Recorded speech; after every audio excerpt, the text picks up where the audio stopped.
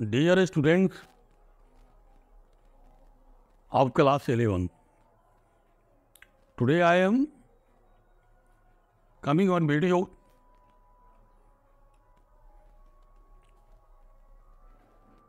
the kingdom Protista. As you know previously, the Whitaker has classified all the living organism into the 5 kingdoms. Among the 5 kingdoms, the Protista is the second one. First is Monera kingdom and second is Protista kingdom. तो आज हम kingdom protista के बारे में बताने जा रहा हूँ। सबसे पहले हमको जानना कि मोनेरा को हमने पढ़ा। मोनेरा क्या था? प्रोकैरियोटिक ऑर्गेनिज्म का एक ग्रुप। और प्रोटिस्टा क्या है? यह यूकैरियोटिक ऑर्गेनिज्म का यूकैरियोटिक और यूनिसेलुलर ऑर्गेनिज्म का ग्रुप है प्रोटिस्टा। और यह जो है लिंक करता है ना, हायर प्लांट और एनिमल्स के ग्रुप को। साथ ही यह चाहे यूकैरियोटिक है, तो हम सभी जानते हैं कि यूकैरियोटिक में वेल डिफाइंड न्यूक्लियस होता है, अर्थात न्यूक्लियस के न्यूक्लियर मेम्ब्रेन होते हैं। और साथ ही जितने भी मेम्ब्रेन बाउंड सेल ऑर्गेनल्स होते हैं वह भी मौजूद होते हैं। और हमने पहले बताया कि यूकैरियोटिक ऑर्गेनिज्म को, यूकैरियोटिक सेल को कैपेसिटी है कि वो अपना मल्टी सेलुलर डिजाइन बनाता है, रचना बनाता है, जो प्रोकैरियोट्स को नहीं है। तो ये प्रोटिस्टा विभिन्न आवास में रहता है और यह सेक्सुअली और फिर यह सेक्सुअली रिप्रोड्यूस भी करता है। तो ये जो प्रोटिस्टेंट्स है यह सेक्सुअली और सेक्सुअली रिप्रोड्यूस करता है।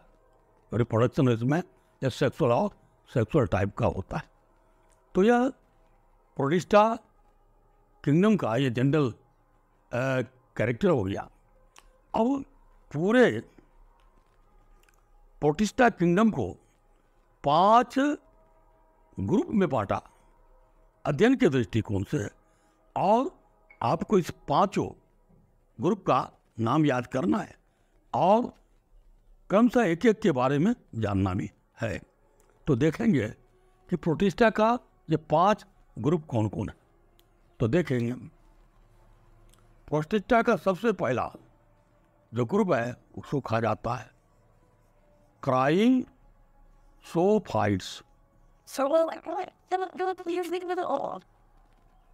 दूसरा है डायनोफ्लैजिलेट्स।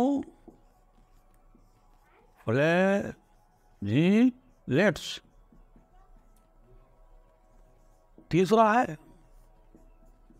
यूग्लिनोइड्स।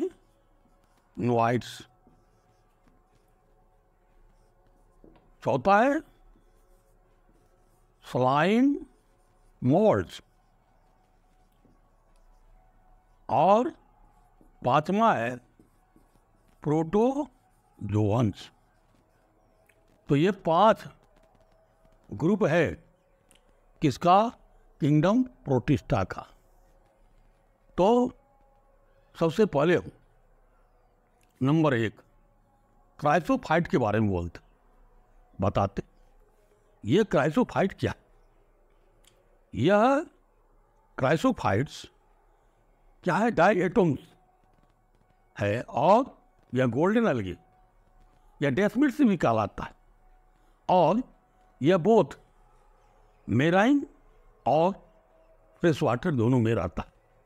और क्या करता है? ये वाटर सरफेस पर फ्लोट करता है एज ए प्लैंकटन। प्लग की तरह ये वाटर सरफेस पर फ्लॉट करता है और ये फोटोसिंथेटिक होता है। और क्या होते हैं इसके जो सेल है वो क्या है, दो मतलब पार्ट में एक दूसरे के ऊपर है ना, कहता है सोप केस की तरह, साबुन रखने वाली बक्से की तरह फिट रहता है, हार्डली फिट रहता है। और क्या है कि इसके ऊपर सेल वॉल के ऊपर, मतलब सेल वॉल जो है वह क्या है, एक दूसरे के ऊपर सोप केस की तरह फिट है। और जिससे यह क्या होता है, इंडेस्ट्रक्टिबल, यानी बहुत ही मजबूत हो जाता है। और इसके ऊपर सिलिका इम्बेडेड होते। सिलिका का मतलब हुआ कि इस पर जो है रेत के कण जमी रहते, इस तरह से यह जो है इसका सेल वॉल का ऊपर जो है यह सेल कवच जो है काफ़ी है ना क्या हो जाता है, मजबूत हो जाता है।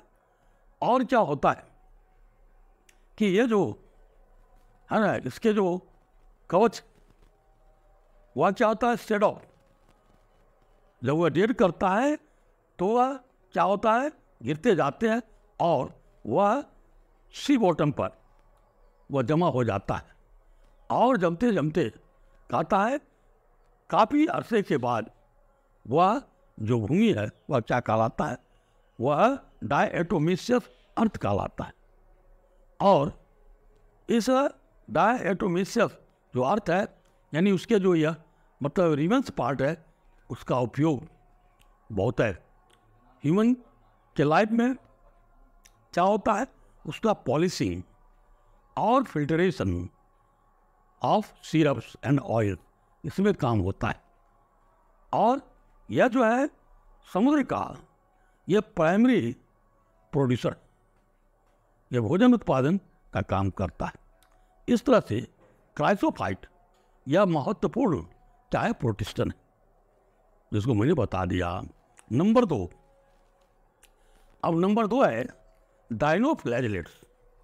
डायनो का मतलब होता है दो, और फ्लैजिलेट्स का मतलब हुआ फ्लैजिला, यानी जिसमें 2 फ्लैजिला होते हैं वह डायनोफ्लैजिलेट कहलाते हैं। और यह जो है यह मोस्टली क्या है, मेराइन प्रोटिस्टेंस मैराइन ऑर्गेनिज्म है। और यह विभिन्न कलर का, यह ब्राउन होता है, यह ब्लू होता है ना, और ये क्या कहते हैं रेड होता है। इस तरह से यह विभिन्न रंगों का होता है। और इसमें हाँ यह भी क्या है, फोटोसिंथेटिक है, प्रकाश संश्लेषण क्रिया द्वारा अपना भोजन का निर्माण कर लेता है। और साथ ही ये जो है बहुतायत में समुद्र में पाए जाते हैं, मेराइन वाटर में। और इसमें 2 फ्लैजिला होते हैं। 2 फ्लैजिला, एक जो होता है लॉन्गिट्यूडिनल होता है, लंबा होता है, और दूसरा जो है उसी का ट्रांसवर्स होता है। इस तरह से इसमें 2 फ्लैजिला होते हैं, जिसके कारण ये डायनोफ्लैजिलेट्स कहलाते हैं। और इसमें एक विशेषता है, इसका जो है ना रिप्रोडक्शन और मल्टीप्लिकेशन की जो दर है वह काफ़ी अधिक होती है।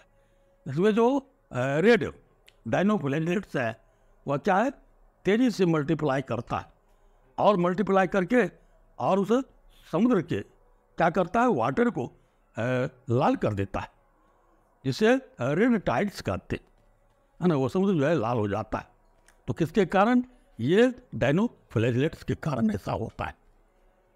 और साथ ही ये डायनोफ्लैजिलेट्स क्या करते हैं, समुद्र के वाटर में टॉक्सिक सब्सटेंस या टॉक्सी है ना कैंसल करता है, यानी टॉक्सिक सब्सटेंस रिलीज करते हैं। और हाँ रेड फ्लैजिलेट्स में होता है ना गोनियोलेट्स है ना, वो क्या है, रेड फ्लैजिलेट्स है जो मल्टीप्लाई करके और सी वाटर को रेड कर देता है। साथ ही यह डायनोफ्लैजिलेट क्या करता है, टॉक्सिक सब्सटेंसेस को सी वाटर में रिलीज करता है। और ये टॉक्सिक सब्सटेंस क्या करते हैं, सी एनिमल्स को, जैसे फिशेस वगैरह, उसको यह किल कर देता है। तो इस तरह से ये हो गया डायनोफ्लैजिलेट। पहला हुआ क्राइसोफाइट्स, दूसरा डायनोफ्लैजिलेट्स। तीसरा है वह यूग्लिनोइड्स, यानी यूग्लिना का आप नाम सुने होंगे, और उसी से बन गया ये यूग्लिनोइड्स। तो ये क्या है? यह फ्रेश वाटर और स्टेगनेंट वाटर में पाया जाता है, यूनिसेलुलर है, हम सभी जानते हैं। और यह इसके जो शरीर में सेल वॉल नहीं होता, लेकिन शरीर जो है कवर्ड होता है प्रोटीन के एक लेयर से, है ना, जिसको पेलिकल कहते हैं। और साथ में इसमें भी क्या होता है? फ्लैजिला पाया जाता है ना। एक बड़ा फ्लैजिला होता है और एक छोटा सा फ्लैजिला होता है, जो क्या होता है इसके ग्रुप्स में यानी पाया जाता है। तो इस तरह से यूग्लिनोइड्स में भी फ्लैजिला पाया जाता है।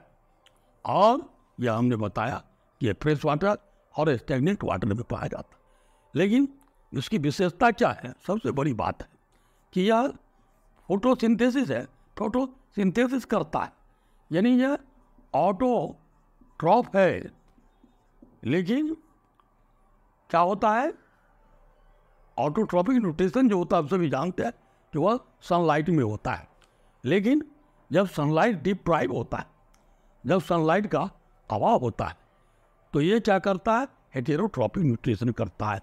ये इंसेक्ट्स को कैच करता है और फिर उसका ये भक्षण करता है आहार के रूप में। तब जो इसका मोड ऑफ न्यूट्रिशन क्या हो जाता है? हेटेरोट्रॉपिक हो जाता है। तो ये यूग्लिनोइड्स है और इसका नाम है यूग्लिना, इसमें यूग्लिना आते हैं। उसके बाद है स्लाइम मोल्ड। मोल्ड आप जानते ही कि फंजाई जो है, फंजाई का दो ग्रुप होता है, एक होता है ईस्ट और मोल्ड। ईस्ट यूनिसेलुलर होता है और मोल्ड होता है ये मल्टीसेलुलर होता है मोल्ड। लेकिन यहाँ पर यूनिसेलुलर की बात करते हैं, स्लाइम मोल्ड। तो मोल्ड ये क्या है? यह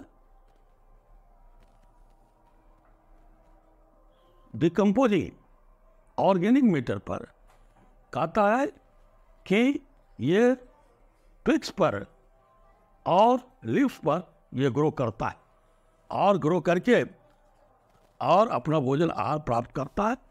और फिर ये काफ़ी दूर में ये फैल जाते हैं, स्लाइम मोल्ड, है ना, फैलते हैं, रिप्रोड्यूस करते हैं और फैलते हैं। और साथ ही क्या होता है? कहता है इसका जो स्लाइम मोल्ड्स का जो एग्रीगेशन है वह क्या करता है? एक रचना बनाता है, जिस रचना को प्लाज्मोडियम कहते हैं। और ये प्लाज्मोडियम क्या होता है? ये स्पोर का निर्माण करता है। कैसे?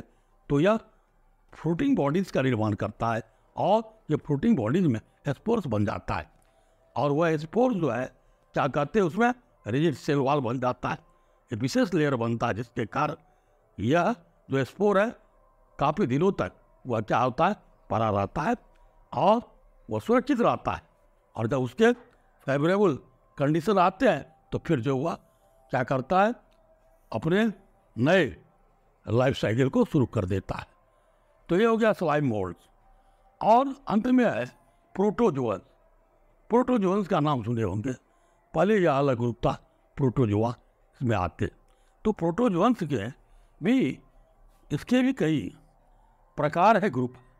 तो नंबर एक इसका कौन है? वह है एमो वाइड प्रोटोजोअन्स, पहला नंबर है इसका। दूसरा है फ्लैजिलेटेड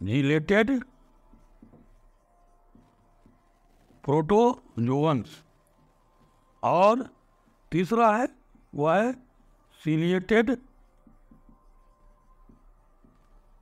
प्रोटोजोअन्स, और सीलिएटेड हो गया। और उसके बाद है स्पोरोजोअन्स।